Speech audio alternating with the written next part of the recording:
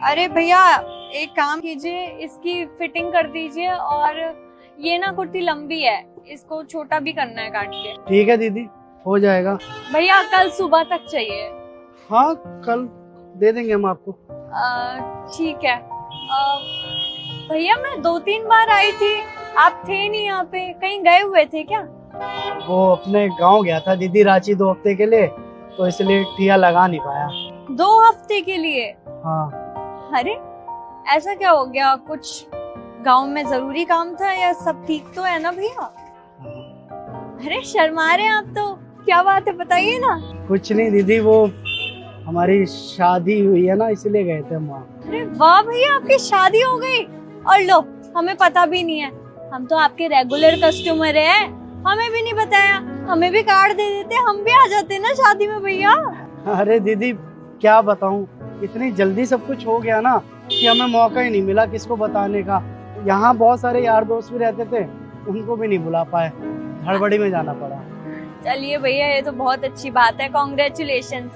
भाभी का मुंह वो दिखाएंगे फोटो में या वो भी नहीं दिखाएंगे? कब मिलवा रहे हो? फोटो तो नहीं है दीदी। तो भाभी से कभी मिलवाइए, लेके आइए घर पे उनको।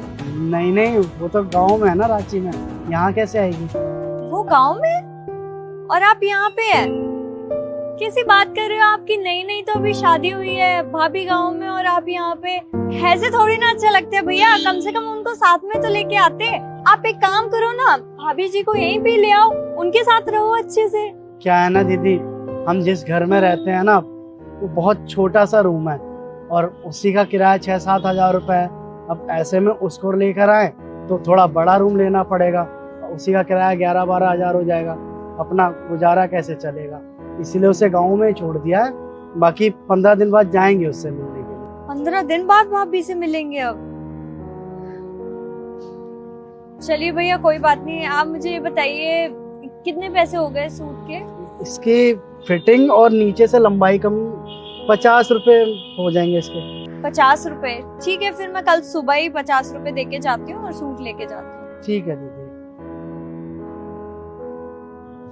अच्छा भैया, मैं क्या कह रही थी, आप मेरे घर में क्यों शिफ्ट नहीं हो जाते भाभी को लेके?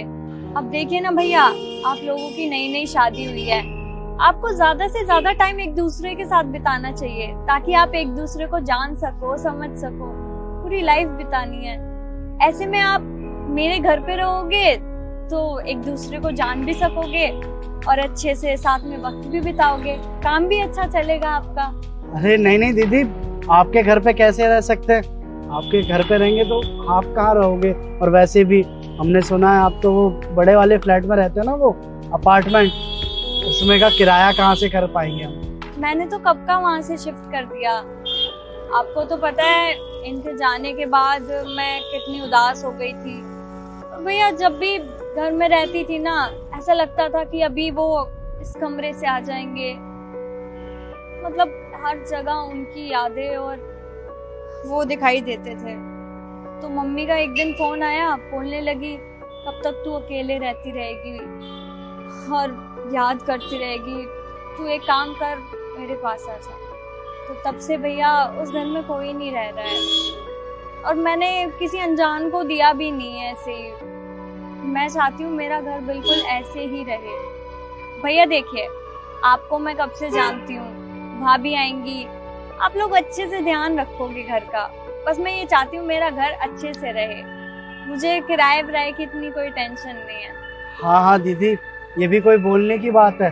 और वैसे भी हम क्या है, हम तो मर्द हैं, हम तो जल्दबाजी में घर साफ सुथरा रखते हैं। देखिएगा हमारी औरत आएगी ना, वो एकदम चमका के रहेगी। और वैसे एक बात बोले दीदी, आप बिल्कुल सही कह रहे हैं, अकेला पन्ना काटने को दौड़ता है। अब हमें देखिए, हमारी शादी को अभी महीना भी नहीं हुआ, लेकिन जब से यहाँ पर आए हैं मन ही नहीं लगता। ऐसा लगता है कि उसको यहाँ पर होना चाहिए।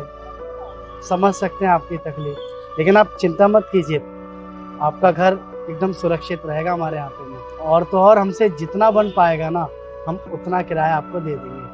बस भैया यही चाहिए, और आप दोनों साथ में रहिए आराम से।